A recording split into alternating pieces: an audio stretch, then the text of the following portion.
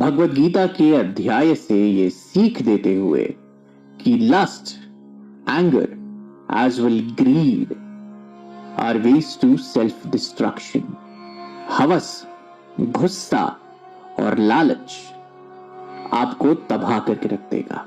अपनी इंद्रियों पर कोई काबू ना होना और अपने मन को हवस की गंदी नाली में गिरता हुआ पाना आपको कुछ इस रूप में बदल देगा जिससे आपको खुद घिन आने लगेगी।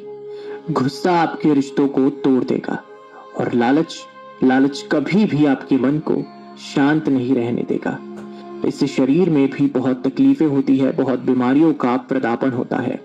कृपया इन 3 परम अवगुणों से बच कर रहे, क्योंकि आज तक इंसानियत की तबाही का कारण ये 3 अवगुण ही रहे हैं। इसका उदाहरण हर वो बलात्कारी है, हर वो कपूत है जिसने अपनी हवस का गुलाम बनकर किसी और मासूम की जिंदगी उजाड़ दी और या तो आज कटघरे के पीछे है या फिर फांसी का इंतजार करते हुए।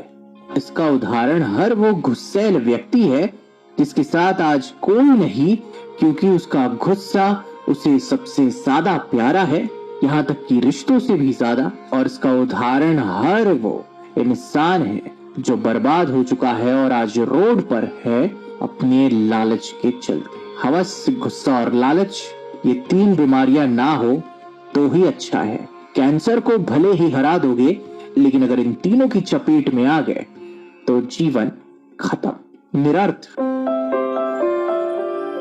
बने रहिए हमारे साथ परम पूज्य भगवत गीता से 11वीं सीख जानने के लिए, जो कहती है कि तेरा मन जो सोचे वही तेरी सच्चाई, भला क्यों और कैसे। ये जानने के लिए 11वीं एवं अंतिम सीख जरूर सुनिएगा।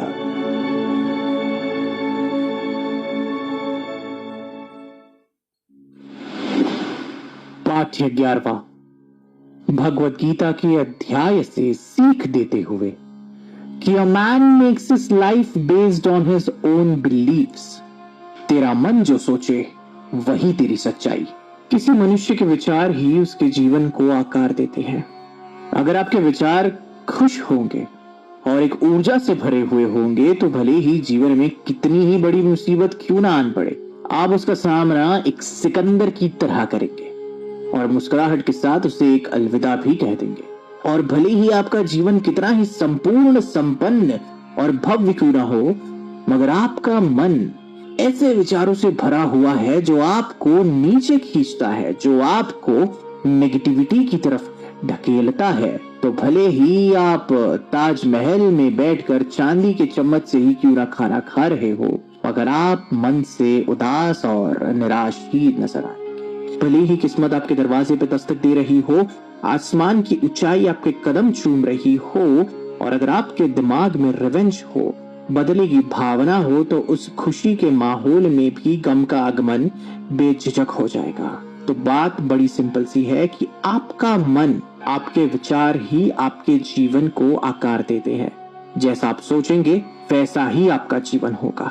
तो अच्छा सोचिए, अपने मन को सकारात्मकता से भर दीजिए और नकारात्मकता के लिए सीधा नो एंट्री बोर्ड।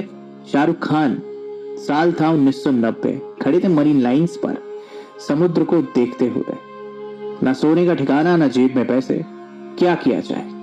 खड़े होकर बस ये कह दिया कि एक दिन मैं शहर पर राज करूंगा।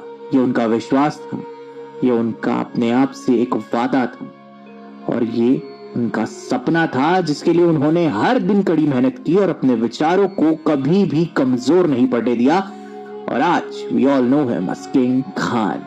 जो आप सोचेंगे वही आप अट्रैक्ट करेंगे और जो आप अट्रैक्ट करेंगे वही आपके एक्शंस बनेंगे और जो आपका कर्म होगा वही आपके जीवन का सत्य होगा। और यही सीख देती है भगवत गीता। एक ऐसी किताब, एक ऐसा ग्रंथ, कुछ ऐसे पन्नों से भरा हुआ जिसमें इस दुनिया के हर प्रश्न का सटीक, सरल और एक ऐसा उत्तर जो आपको हर पल शांति के भाव से मिला।